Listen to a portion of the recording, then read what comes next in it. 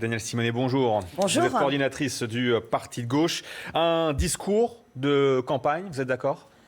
Oui, on s'attendait à un grand discours dans le cadre de la lutte contre les terroristes, mais on n'a eu aucune proposition. Et finalement, on a eu un discours de quelqu'un qui n'est pas encore candidat, mais qui est déjà en campagne et qui veut essayer d'enfermer le débat entre deux camps. Le camp républicain qui serait censé incarner, et puis le camp de la surenchère. Mais c'est aussi quand même un discours où moi, le mot qui m'est revenu, mais hypocrite.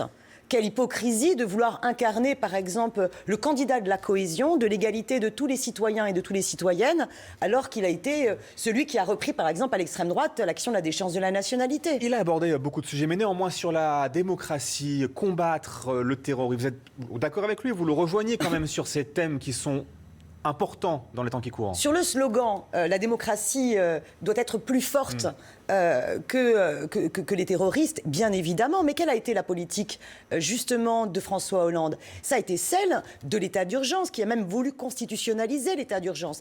État d'urgence qui a été surexploité pour criminaliser la contestation sociale, notamment contre la loi travail. On sait que les libertés syndicales dans notre pays ne sont vraiment pas en bonne santé. Et pour zéro efficacité contre les terroristes. Alors que là, on a sur la question de la lutte contre les terroristes un enjeu qui est de renforcer le renseignement humain, intérieur et extérieur. On doit aussi penser à réorienter radicalement notre stratégie, Ça veut dire géostratégie. que la politique pour lutter contre le terrorisme de François Hollande pendant 5 ans a été nulle ?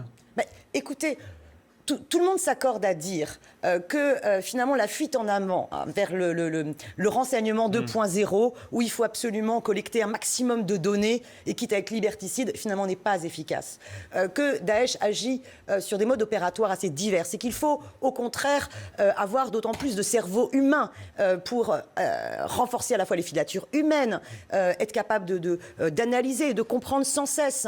Or, y a-t-il eu vraiment des mesures pour renforcer les moyens donnés au renseignement humain et aussi l'articulation avec le pouvoir judiciaire? Non, au contraire. Et sur la question internationale géostratégique, les bombardements aveugles sont une cause responsable qui font le terreau de Daesh.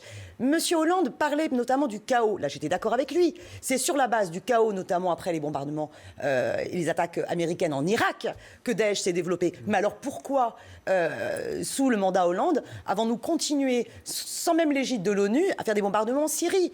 Pourquoi est-ce que nous sommes dans une coalition de dupes quand il faudrait, au contraire, exiger, par exemple, de la Turquie qu'elle cesse d'avoir comme cible les Kurdes, alors que ce sont les meilleurs combattants au sol? Il a aussi évoqué sa vision de la France, les retraites, l'accès aux soins. Il le dit, ça va mieux. Et là, je vous ai lu sur Twitter, vous le dénoncez complètement, vous dites c'est ahurissant. Non, mais c'est vraiment... Mais non, mais là, c'est honteux. Le mandat Hollande, c'est le mandat, justement, où nos retraites ont été dégradées. L'accès aux soins s'est dégradé. L'école a été attaquée. La réforme territoriale, également, a attaqué notre démocratie. Et nous avons eu, là, dans cette partie-là du discours de Hollande, eh bien, un déroulé de mensonges totalement inacceptable. Oui, quel hypocrite. Voilà pour les faits, pour ce qu'il a dit, pour ce qu'il a annoncé. Il sera sûrement néanmoins candidat en 2017. Ça en avait tout l'air, en tout cas, dans ce discours. Oui. Je fais le bilan pour mieux rebondir et pour mieux repartir. Vous lui dites quoi aujourd'hui à François Hollande, vous, porte-parole justement de ce parti de gauche ?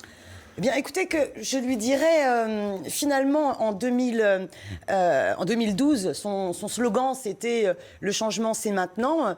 Moi, je pourrais lui proposer un slogan, puisque le changement n'a jamais eu lieu, puisqu'il a poursuivi les politiques de Sarkozy, eh bien, maintenant, avec François Hollande, l'enlisement, c'est maintenant. Et donc, justement, si on veut de la rupture et une autre politique qui tienne compte des enjeux sociaux et écologiques et citoyens, eh bien, il faut, au contraire, plus que jamais, une France insoumise, avec la candidature de Jean-Luc Mélenchon, qui elle permet justement de dessiner vraiment un tout autre horizon.